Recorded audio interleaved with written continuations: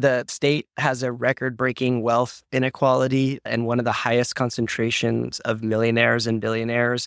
And yet we have a school funding system that remains underfunded and inequitably funded that's failing to serve our millions plus students. Welcome to the Rainy Day Recess podcast, where we study and discuss Seattle Public Schools. With school districts across Washington facing severe budget shortfalls, and Seattle Public Schools recently stepping back from potential school closures, many are asking, how did we get here and what can we do about it? To explore this, we spoke with Oliver Miska, a local education activist leading grassroots efforts to reform school funding in Washington. Throughout our conversation, we'll also share insights from Dr. David Knight and Kendall at the University of Washington, whose research helps illuminate the funding challenges Oliver is working in collaboration with others to address. A couple of notes before we start. First, we recorded these interviews before the winter break. Secondly, each person's opinion is their own. Also, make sure to check out our show notes for all the references for this episode. Oliver, would you share your name and pronouns and any introductory information so people know who you are? Hi, yeah, thanks for having me. My name's Oliver Miska. I use they, she pronouns. I have a couple of hats. I wear as an educator here in Seattle Public Schools, as a community organizer with Washington Ethnic Studies Now. I'm sometimes a little bit of a baby journalist for the South Seattle Emerald. And I just launched my own political consulting firm, which is Solidarity Policy and Public Affairs this summer. So I work with a couple of different clients working on public affairs and negotiating with our legislature for policy reform. And I'm a lifelong Seattleite and a lifelong learner, so excited to be here. Nice. I'm unreasonably excited to have you on here today, Oliver, because you have really strong principles and you're also very practical at the same time. And then you're also really good at explaining stuff. So that trifecta is really great for a podcast. So thank you so much for coming on. I also want to add that the role that you play in translating academic research to grassroots organizing is just so important. I can't tell you how many times I've seen scientific research just go to the wayside because legislators don't really understand how to interpret that into policy or even what the importance of it is. So thank you for playing that crucial role in our education funding. On that note, I wanted you to talk a little bit about the background of the People's Big Five. Yeah, the People's Big Five is the grassroots movement that came out of the political reality that we live here in Washington. The state has a record-breaking wealth inequality and one of the highest concentrations of millionaires and billionaires.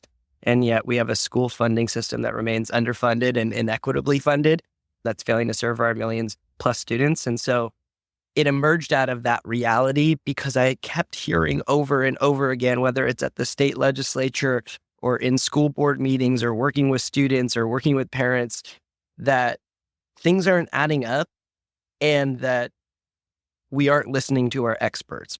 I was hearing professors like David Knight from University of Washington show up to Olympia, show up to WASA and WASDA, some of the big school administrators and associations, and give his reports, present his research, which would really break down why our school funding formulas are broken and how our reform efforts have been half measures since McCleary. And yet I would watch them pass legislation that was nickeling and diming with more half measure reforms. And it really led me to read a lot of his research and to try to turn that research into something that was accessible for folks to get behind and to actually demand our legislators' support. And so it was a lot of fangirling of his research and other professors at UW. There's so many folks doing such important work there. And so we were talking this summer and unpacking the superintendent's big three legislative priorities and how we felt like that plan was an incomplete Band-Aid and we needed a sort of larger systemic solution. And so we added two key principles to challenge that conversation this session. And that was where the Big Five was born out of, was like, we know we need to help support some of the consensus behind the big three. We need to fund it while we fix it. But we have to build the building blocks for the changes that are going to take at least a couple of years over the next couple of legislative sessions. We need to start doing that now and not keep saying 3 to 5 years from now, 3 to 5 years from now, or 7 years from now. Can you just run through what the big three are and the other two that you guys have added? Yeah. So the big three are the big three legislative priorities that the stakeholders in education policy, whether that's the school administrators or the school board directors or the Washington State Parents Association, came out with the big three that were addressing three crucial basic education costs that aren't being covered by the state.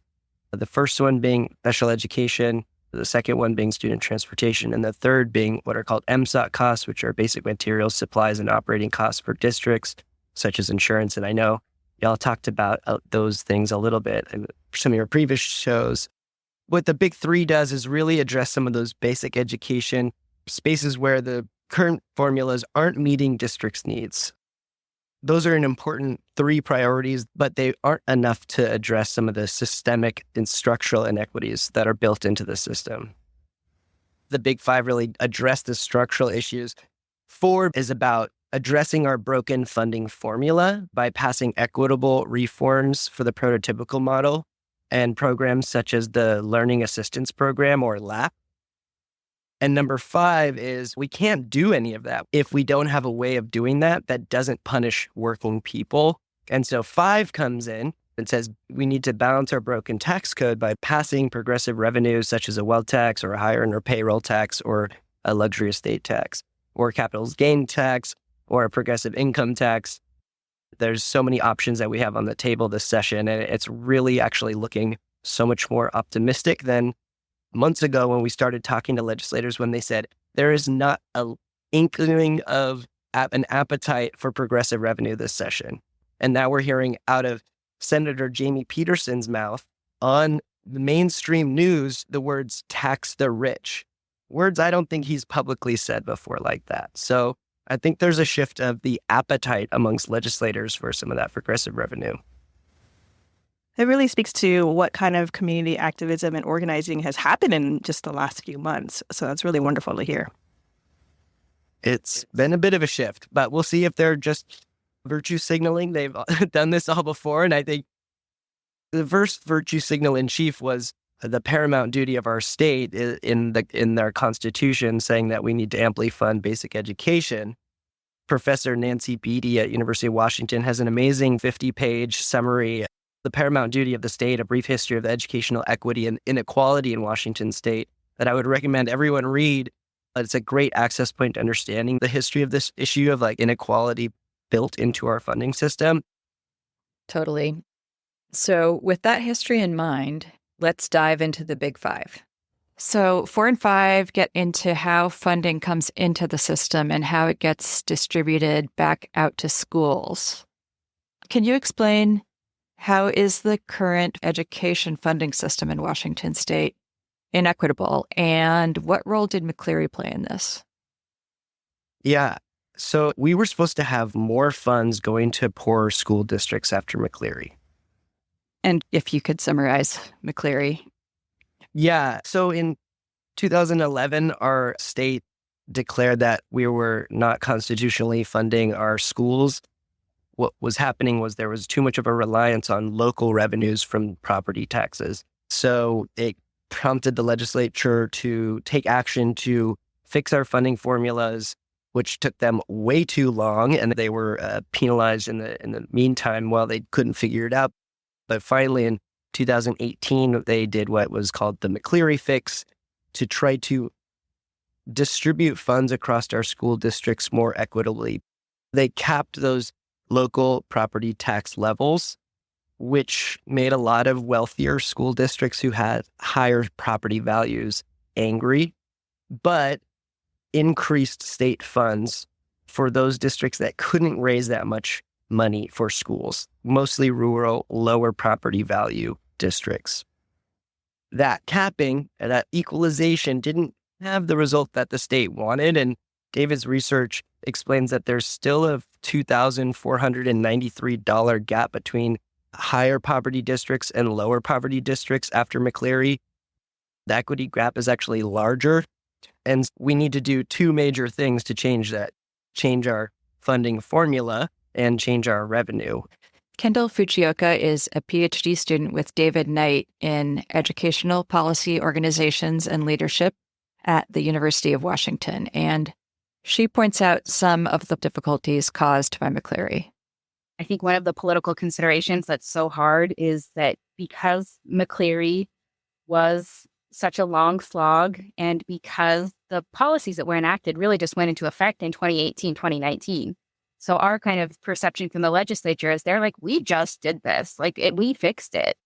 So I think there's a bit of reticence on their part. They're like, we did task forces for 10 years and we passed the policies. And we're like, yeah, that's really great. But unfortunately, those policies just haven't held up in this test of time, and particularly in light of COVID. The big thing from the McCleary paper that came out was the regionalization factors. And it was very well intentioned by the legislature, because what kept on coming up as the problem was teachers aren't paid enough to live in the districts where they want to work. So the solution to that was, okay, it costs more to live in Seattle compared to what it costs to live in Yakima. So we're going to pay Seattle district teachers a 1.x rate. But what ends up happening then is it's a lot harder for Yakima to recruit a competitive teaching force and retain a competitive teaching force, because what happens is teachers will go there, get that experience. They'll get 2 to 5 years experience under their belt and be like, I could do this same job 15 miles over and get paid 1.12 times what I'm making right now. So it's definitely exacerbated inequalities there. Okay, back to you, Oliver. And let's take 4 and 5 of the big 5 one at a time. Which one do you think that we should tackle first? So I like to think about the pie metaphor when I'm thinking about school funding. And there's the size of the whole pie, which is our budget for our schools. And we get that from revenue or taxes.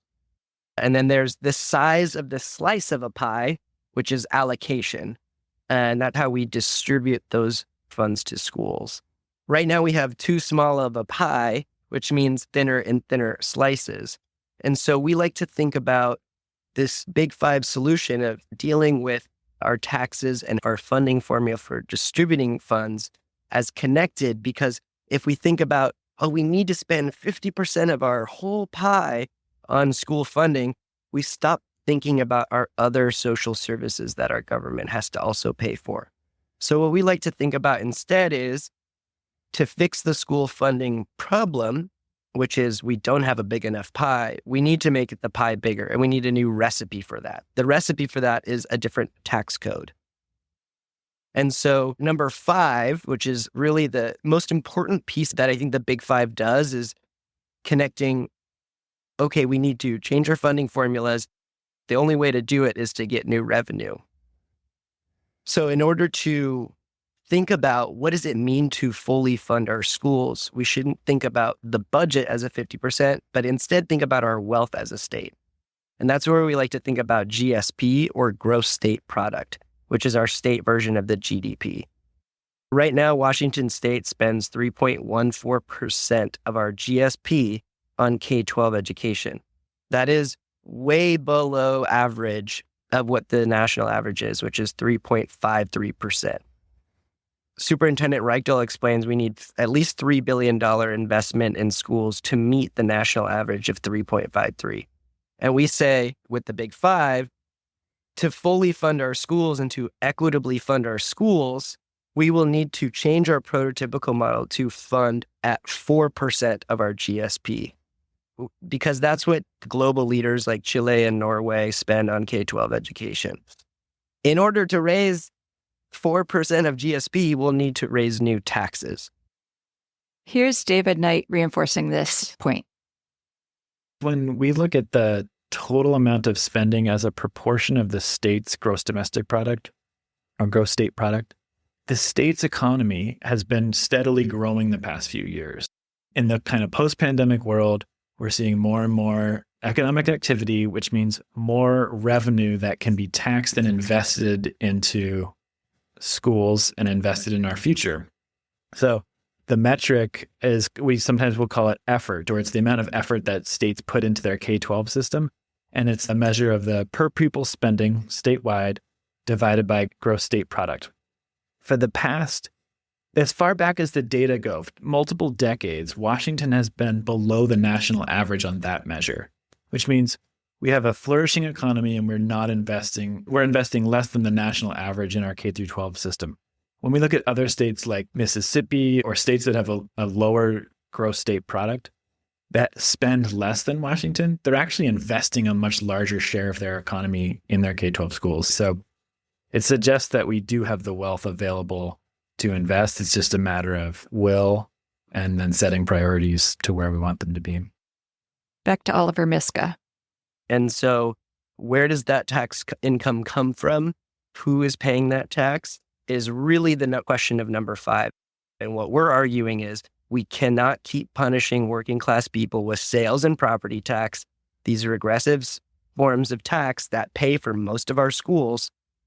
And instead, we need to pass things like a wealth tax, a high earner payroll tax, or capital gains tax, an estate tax, and a progressive income tax. And that's the only way that we will be able to get closer to taxing a more equitable part of our state's actual wealth. So, Oliver, let's talk about allocations and number 4 of the Big Five.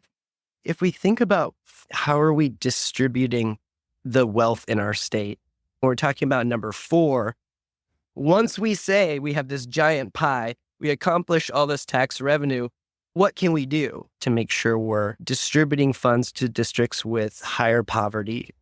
Yes, we need to do a whole-scale resale of the prototypical model, but one way we're really advocating that we know is going to be on the table this session is LAP, the Learning Assistance Program. Currently, the eligibility criteria for this equity measure make it such that you have to have 50% of your students in that school qualify for free and reduced lunch. What happens there is that districts will put students in high poverty, concentrating them into schools so that they can qualify for those funds.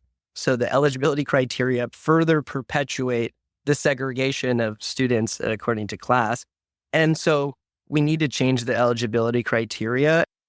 And we also need to increase those funds because they're an insignificant part of our total spending, right? They're less than 2% of our total budget for our K-12 schools. And there's the interest really tangibly this year to double, triple those funds that are going to high poverty school districts, but then also make that tiered eligibility criteria so that we're not blocking schools that have 49% of their students in high poverty getting 0 of those equity dollars from the state. Are there legislators that are backing that idea? So yeah, last session, Senator Twina Nobles put forth a bill that would deal with LAP, and yet Senator from the 41st LD, Lisa Wellman, who is the chair of the Senate Education Committee, did not give that bill a hearing last session, to much dismay of a lot of school districts. And so we're really looking forward to this session. There's a lot more pressure on some of those legislators to actually hear that bill coming from superintendents, from school board directors, from experts like David Knight, and now hopefully from a lot more parents, educators, and students. I've heard about the difference between distributing based on the prototypical school or based on student need. And I have just trouble picturing what does it mean to distribute based on student need. Is it similar to if we fixed LAP, or is that a different idea? Yeah, so that's a huge, complicated question that Joint State Task Force and other big agencies and researchers have been dealing with for a long time. It makes me think, just to go back a little bit to, like, how did we get here and, like, why? In 2009, when the state's Joint Task Force on Basic Education was formed, they had 17 months to put together a bunch of reports on what to do for the prototypical model. And there were estimates that up 7.5, 8.3, and $10 billion per annum to actually fund the prototypical model that would serve our students. And they said it would take over a 6-year period starting in 2012 to make the changes to the prototypical model to get it to where it needed to be. Because it was passed with numbers that they knew did not fully fund our schools. And so they've known this for a long time. They know they're not fully funding the prototypical model, and they have the reports and the research telling them how to do that better, I like to always say, like, how do we fix this to actually align with individual student needs? One person answering this as an advocate is like an impossible task because there's so many line items on these bills and all these policy formulas that are so immensely complicated that I'm afraid of answering that question with any detail. They have had reports on this from experts that have been saying for a long time that we are not actually getting to the root of what students need. And you can see that because we have the waiting staffing standards in each of our local school districts that try to make up for that. So one place I point to people, I say, if districts are having to figure out their own formulas to equitably distribute state funds that aren't being distributed equitably, then we should be looking at some of those WSS or waiting staffing standards numbers to figure out how we should fix the prototypical model. And even that doesn't go far enough. That makes a ton of sense. Are there any more questions, Christy, that we want to clarify, at least for a basic understanding of 4 and 5 legislative priorities? I do have this question about LEA and what is it and what role does that play? And does it relate to 4 or 5? Yes. What is LEA? So the Local Effort Assistance Program is one of 2 equitable measures that have been used and David has researched that are designed to equalize tax bases so that we are not sending more money to some districts than others. Here's Professor David Knight of the UW again. If you look at Washington's tax system, Washington's actually rated 49th out of 50 in the extent to which our revenue system is regressive. In other words, the extent to which higher poverty communities pay a disproportionate share of taxes into the system. We rank essentially last. We were 50th up until the state finally passed the capital gains tax. We've moved up to 49th. I think Florida now holds that position. This kind of helps explain why expanding LEA is so crucial, right? Oliver, it's one of the few tools we have to make our system more progressive.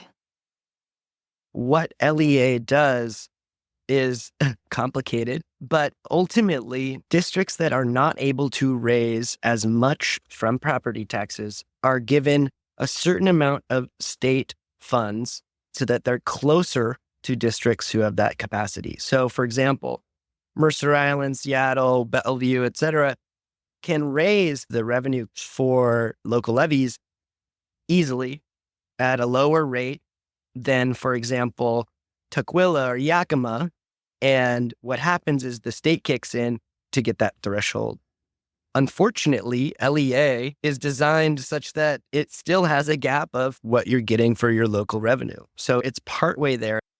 If we do increase that levy lid cap, what we're going to see is an exacerbation of what are already inequitable rates for those. So Mercer Island's paying 7.35% tax rate, while Yakima is paying 10.67%, and Tukwila is paying closer to 12%.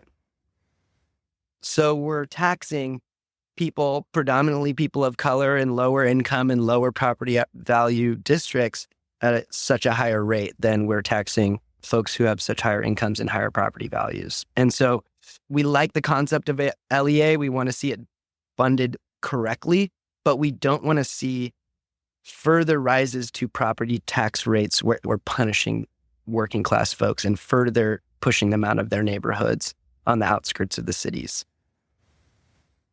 I hear a few things there. One is that we're like, let's just replace equity with equality. And then also, let's not actually do equality, but like sort of half do equality. I really don't feel that speaks to the values of Washington State. And in the context of all the schools are not fully funded. So we're all underfunded. But if we lift the lid, Seattle could pull away from the fight and the system stays inequitable and leaves higher poverty districts without and less change is possible. But then on the other side of things, not lifting the levy lid means a district that could be doing better could go without in the name of equity, and that we are penalizing those students until we can all get it. Why not lift the levy lid short term and still fight long term? What are your thoughts on that?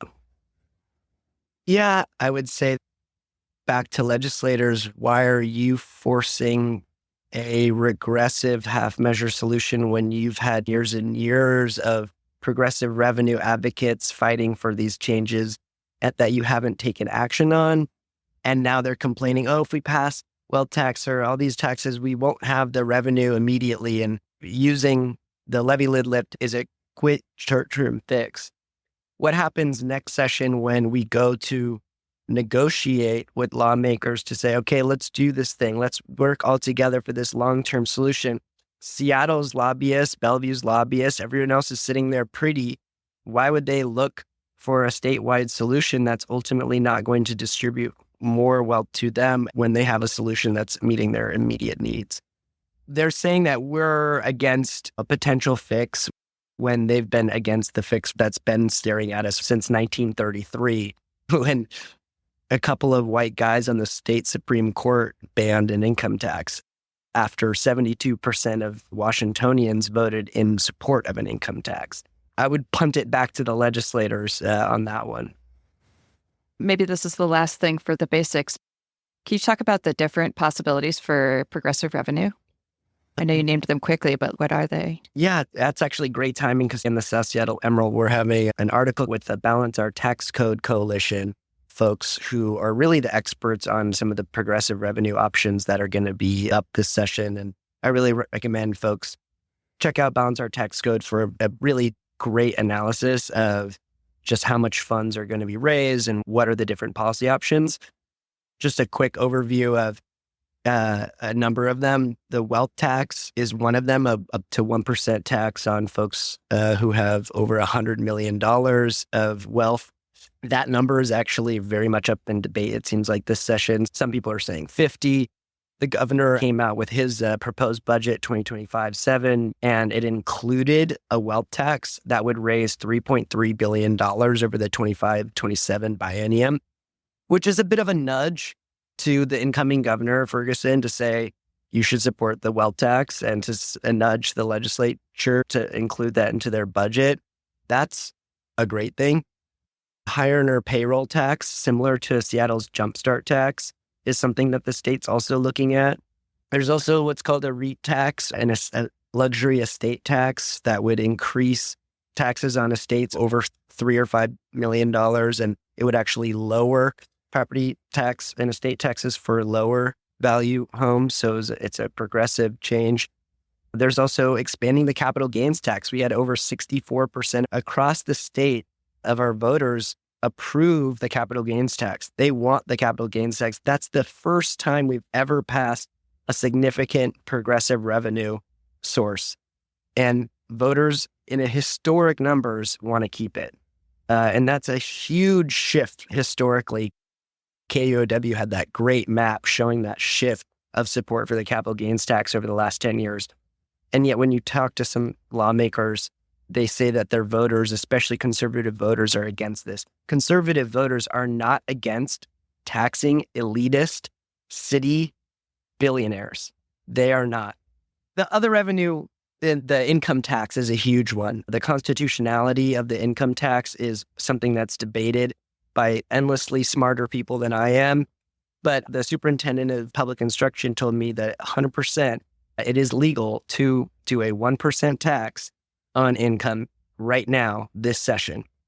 Really? 100%. And you could exempt the first $200,000 for folks. So we could have a progressive income tax, even if it's just 1% in our state right now. But our lawmakers say that is absolutely not on the table and they won't even discuss it with us when we go to them. Meeting with Senator Jamie Peterson, that is not on the table. It's not an option. Why not? Why do you think there's so much pushback on that? I was shocked when I moved here and found there was no state income tax. Yeah, and I thought I read, if I read this correctly, that we've been trying to move that for 100 years. So why is it so hard? Why is it so hard for us to do that if we have a lot of support within our state community? We also have the highest concentration of millionaires and billionaires in some of these states. So there's a lot of really powerful folks who are working against that at the state level. They have been doing so for 100 years, as you said. They're scared of working people coming together to demand it. They're scared of moving the needle and breaking the floodgates because they're saying, oh, then we'll just expand it to be 10%, 20%, and then all the wealth will be drained and every wealthy person will be moved out of the state and the risk of capital flight. And a lot of fear mongering around one day you too will have $200 million and you don't want to be taxed by the big daddy state of Washington. It's an unfortunate false narrative that we'd be impacted negatively by a progressive income tax. But so it goes. I would love to just ask this and then maybe we can move into strategies. My question is, if we did change the tax code, then would that be helpful in addressing what is supposed to be a challenging budget environment for this legislative session? Because we're talking about education, but that would be generating revenue for the entire state and other services. Is that accurate?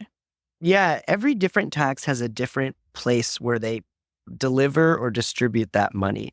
So the wealth tax doesn't all go to education. It goes to different services as well. So if we're passing a checklist of progressive revenue options, we have a bunch of taxes going to a bunch of different social services, as opposed to just passing one or two new progressive revenue sources. The important part about trying to pass as much as we can this session is that we get to start the process of implementation, because that's where lawmakers are continuously complaining. Implementation on these new tax revenues, they're going to take time and won't give us an immediate fix. Shouldn't we start doing that now so we have access to that income sooner? But it really will take having multiple new sources of revenue, and we won't stop at a wealth tax. We should be fighting to expand the capital gains tax as well, but it's really yet to see if that's going to be on the table. It's not popular amongst Democrats, but I have talked to some senators who said that it should be on the table this session. In leadership, actually, too. That's great to hear. Should we move to strategy? Yeah, definitely. Do you want to ask it, Jess? Oh, sure. Okay, Oliver, what resistance or challenges has the People's Big Five campaign faced from legislators or school districts, and how are you navigating these? Yeah, it's a good question. There's so many cooks in the kitchen when it comes to legislative priorities. And one thing we really wanted to do was to be able to say yes and. Some folks don't see Big Five as a yes and, even though we incorporated the Big Three. They see it as an offense to their legislative priorities and risk breaking consensus in the education community. And we think we're actually building consensus in the education community that there's a connection between our tax code and how we're funding our schools. A lot of education folks won't touch our tax code because they say, we don't care where we get the money from. We care that we just get the money. And we're saying it matters where the money comes from. We do not want to tax working class people to pay for all of our schools. We want to tax the wealthy to pay for our schools. Is this going to solve all our problems this year? We don't think legislators are going to pass a serious overhaul of our prototypical model this year. And I hate saying that out loud. I would love for them to do it, but it's going to take multiple years to do that. And they've known that since 2012. It needs to start happening now. But we also didn't do everything right in the Big Five. We don't have a full plan for how everything should be spent. And we don't have a plan that's incorporating every policy that needs to happen under the sun to do the protections that we need in our schools. For example, protections for immigrant students and families with the impending and current persecutions by the federal government is not something that's in the Big Five, but something that we absolutely need to be addressing in our schools, because we have town halls meant to support immigrant families, like in the Edmonds school districts, that are being canceled and doxxed by right-wing advocates. That is just one of the ugliest things I've ever seen. And so we need to be doing a lot better to be standing in solidarity with working families and immigrant families, and doing so much more to be in partnership with parents and families and see what they want to spend in education, because we don't have all the answers on how we should fix everything in our school system. Yeah, I was actually last weekend at the Filipino South End Town Hall, those conversations that I got to listen to for migrant and working families felt so underrepresented in the overall conversation we're having about funding. A lot of us agreed that there should be town halls like that in all of our schools. That was just a comment. There's no question there.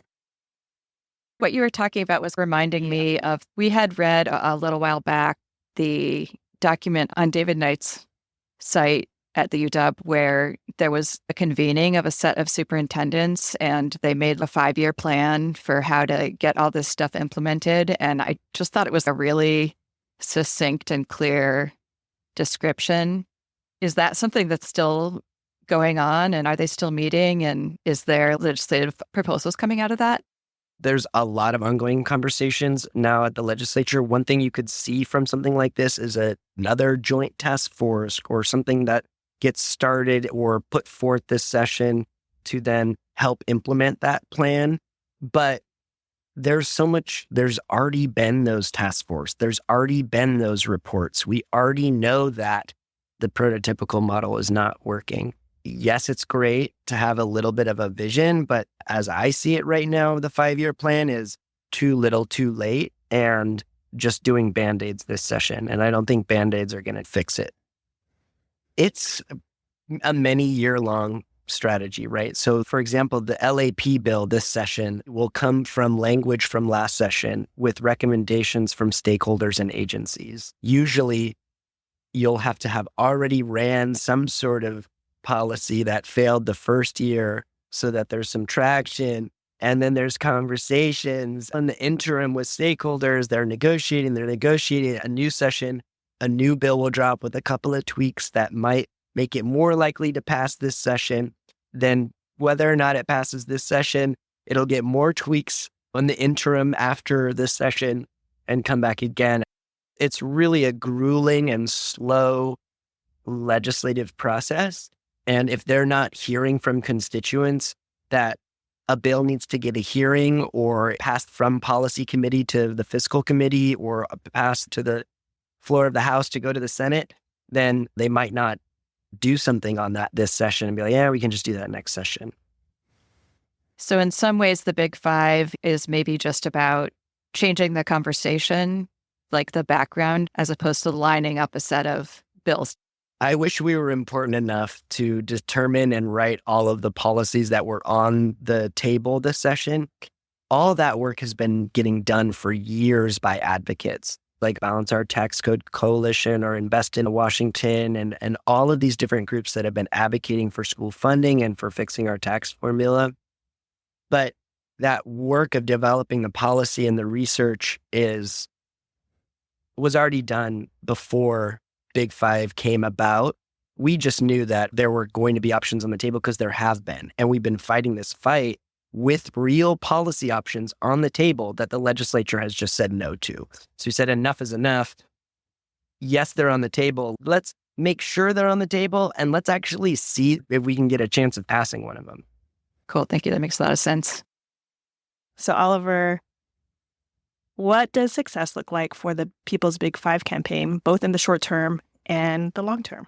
In the short term, passing a checklist of progressive revenue options this year and starting that building blocks so that we can implement those new revenue sources and implement those new taxes is a great short-term win. And just proving to the legislature that there's a growing consensus amongst people across the state that we need a new funding formula and we need to start doing that now would be a huge win. In the long term, we really just want to build a movement and pressure that can last longer than this session and is so much bigger than the Big Five that will really evolve into something that brings together educators, caregivers, and parents and students who are really the ones that have been so vocal on this and yet absolutely sidelined from the conversation. And so if we can build that power and build something into the next session where we're coming up with new policies to put onto the table, then I think that will be a long-term, a great win. Just making this whole conversation more accessible and more popular, I think is our goal at really long term. I think now is the time. We're now starting to see the effects coming about with the massive threat of school closures that just happened. and was canceled right now is really the time that everyone's paying attention. Oh, we really have a problem. We knew we had a problem, but now we really see what could actually happen if we don't address this funding issue. And I guess that leads to our last question. Can you tell us how parents, educators, and community members can best support the People's Big Five and advocate for systemic change in education funding? Yeah, the legislative session starts January 13th. And so one of our biggest goals is just to make sure we're educating folks. Leading up into the session, there's community town halls being hosted by whether it's the Seattle Council PTSA or by MLK labor delegates, and unions from across the state are really coming together to organize and host advocacy forums and create spaces where we can disagree and agree and really just show that there's a growing movement for making these changes. So going to those town halls is a great place to start so that you can be educated and be in the conversation before you feel like you have to do anything. The Big Five is working within a sort of very loose coalition of orgs, and we put out an advocacy roadmap with all of the different advocacy events that are leading up to it during the session that people can go to. And it's all on a Linktree Fundwa Schools. We also have Sunday drop-in organizing and planning meetings and info sessions from 11 to noon every other Sunday throughout the session. So people want to learn more about what we're doing within this broader coalition. We're inviting folks into that space to ask questions, to learn about what's next and what actions will be coming up and how to prepare for them. Our resources also include a calendar that you can subscribe to get all the events, all the Zoom links, all the info, all the resources onto your calendar. So that's cute and convenient. We have reading lists and video lists of interviews, of research papers, of government documents, of the things that we use to write our articles that really help break things down. And we have some advocacy toolkits for folks to take action locally to get their school board and their superintendents and their city councils to support and pass legislative priorities that are aligned with the Big Five. We're partnering with unions and PTAs, really reaching out across the state. And so invite us to your events. We're happy to collaborate and to give talks to different groups that are hosting their own events. We'll be having toolkits come out to host events at your schools, sit-ins, teach-ins, and provide slides and resources and all that sort of stuff. I'll give you all the links so people can access that. We'll be hopefully hosting 2 days of action later in the session, March 5th and April 15th. Just do pretty much anything to disrupt and ensure that the legislature takes action this session. So mark your calendars for March 5th and tax day, April 15th. Maybe it's a little on the nose, but we'll be gearing up and building with a lot of our coalition partners for those actions over the next couple of months. We always have extensive show notes, and we're going to put links to all the references that Oliver has mentioned and all of the links so that everybody can get involved. Do you have any final words? Anything we left out or anything you want to try to sum up? We want to make this fun and accessible. We want to make it a place you can come and not have to be an expert. I'm a self-taught person.